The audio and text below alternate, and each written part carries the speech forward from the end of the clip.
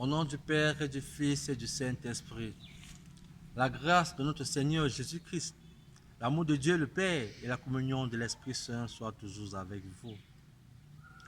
Chers frères et sœurs en Christ, une fois de plus, nous vous souhaitons la bienvenue dans ce programme de 5 minutes avec Jésus. Aujourd'hui, c'est le 24e dimanche du temps ordinaire, année C.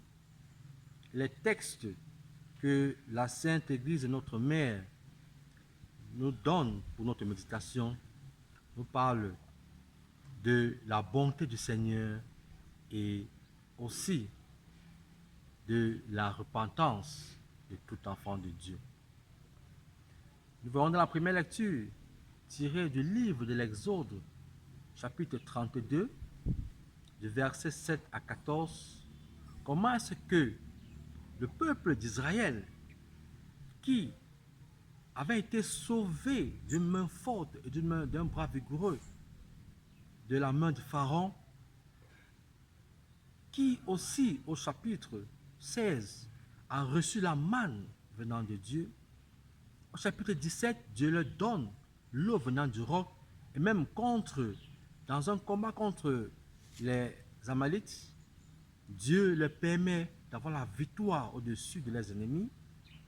Et au chapitre 20, Dieu leur donne le décalogue. Et la première loi de ce décalogue est: je suis le Seigneur ton Dieu, tu n'auras point d'autre Dieu à part moi, Yahvé. Mais malgré tout, ces bienfaits de Yahvé pour son peuple, ce peuple aujourd'hui rejette son Seigneur. Il rejette le Créateur, il rejette le Sauveur en adorant une idole. Nous voyons Saint Paul aussi dans la deuxième lecture tirée de la lettre, à sa lettre au Timothée, chapitre 1, versets 12 à 17. Comment est-ce que Paul reconnaît l'amour de Dieu dans sa vie?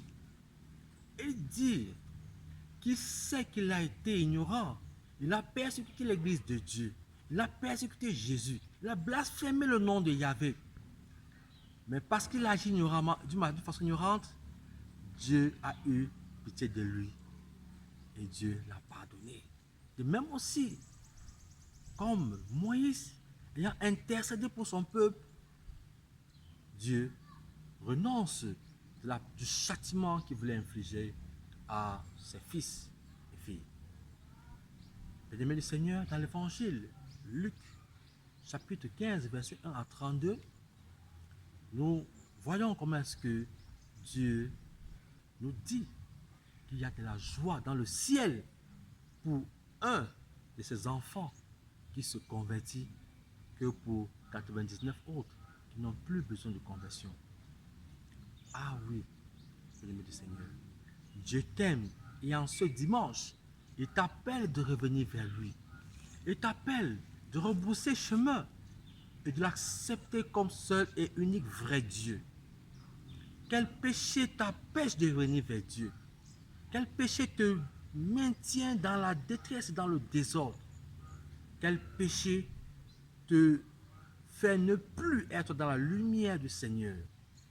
Bien-aimé du Seigneur, tout ce qu'il est nécessaire de faire maintenant, c'est de prendre conscience et de te dire: j'ai péché contre Dieu et contre les hommes, et de revenir sur les pas du Seigneur. Et il n'est jamais trop tard, bien-aimé du Seigneur. Il n'est jamais trop tard de revenir vers son Père. Il n'est jamais trop tard de revenir vers son Créateur. Et c'est toi qui l'attends aujourd'hui, mon frère et soeur.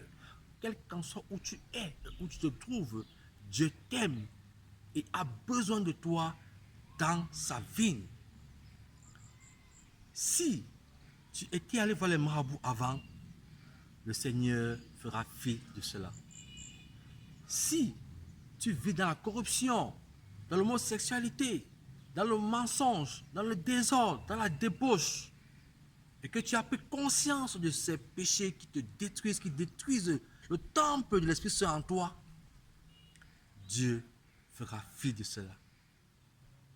Tout ce qu'il veut, c'est que tu reconnaisses ton état de pécheur et que tu reviennes vers lui. Et si tu reviens vers lui, mon frère et ma soeur, tous tes péchés te seront pardonnés. Tu n'as besoin de nulle autre chose que de Dieu. Comme il a dit au fils aîné, tout ce qui m'appartient t'appartient. Par conséquent, tout ce qui appartient à Dieu t'appartient. La promotion, le succès, la réussite est en Dieu. Et par conséquent, tu n'as besoin d'aller nulle part ailleurs que de venir vers Dieu. Alors qu'en ce dimanche, Dieu Tout-Puissant te bénisse, te garde, au nom du Père et du Fils et du Saint-Esprit. Amen.